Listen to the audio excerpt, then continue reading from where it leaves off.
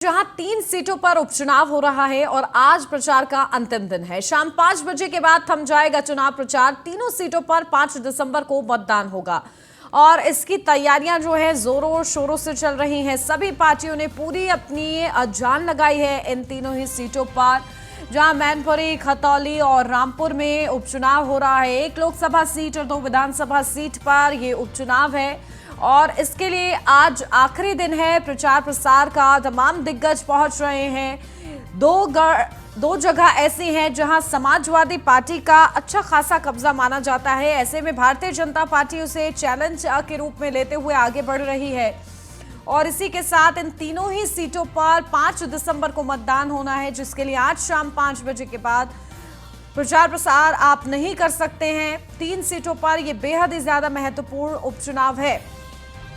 लगातार हमारे संवाददाता भी बने हुए हैं हमारे साथ। नीलेश का रुख कर लेते हैं।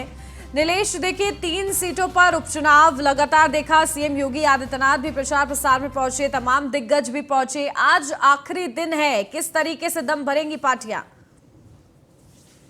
देखिए, बिल्कुल उत्तर प्रदेश में होने वाले उपचुनाव की अगर हम बात करें तो रामपुर और खतौली में विधानसभा की जो खाली हुई सीटें उस पर उपचुनाव होना है और मैनपुरी की बात करें तो लोकसभा की सीट पर उपचुनाव होना है, जहां पर समाजवादी पार्टी की तरफ से अगर बात करें तो डिंपल यादव को उम्मीदवार बनाया गया है। भारतीय जनता पार्टी की बात करें तो साक्य को उम्मीदवार बनाया गया है, जिसके बाद तमाम दिग्गज जो है मैनपुरी में दहाड़ते हुए नजर आए। खासतौर पर योगी आदित्यनाथ ने जब मैनपुरी में जनसभा की तो उसमें भारी संख्या में भीड़ देखने को मिली है। एक और जहां भारतीय जनता पार्टी के दिग्गज ये कहते हुए नजर आ रहे हैं कि उत्तर प्रदेश के अंदर अब किसी का गढ़ नहीं बचा है, चाहे वो मैनपुरी हो या रामपुर हो।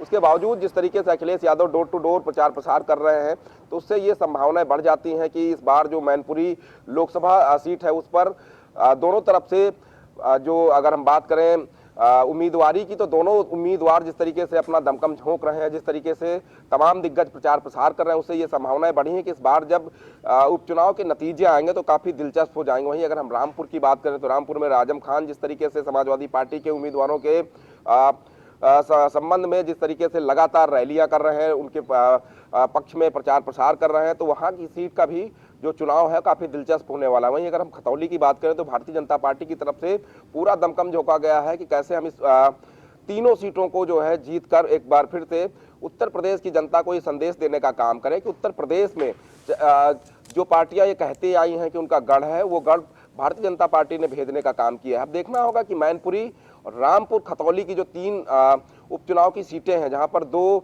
रामपुर और खतौली की बात करें तो विधानसभा उपचुनाव की सीटें हैं, वहीं मैनपुरी लोकसभा उपचुनाव की सीट है जो नेताजी मुलायम सिंह यादव के मृत्यु के बाद खाली हुई थी, जिसके बाद अब उपचुनाव हो रहा है। वहां पर डिंपल यादव चुनाव लड़ रही हैं। तो ऐसे में उन तीनों सीटों को जीतने का दावा भारतीय जनता पार्टी की तरफ से किया जा रहा है। दिग्गज लगातार प्रचार प्रसार कर रहे थे। आज शाम 5 बजे से प्रचार प्रसार भी थम जाएगा।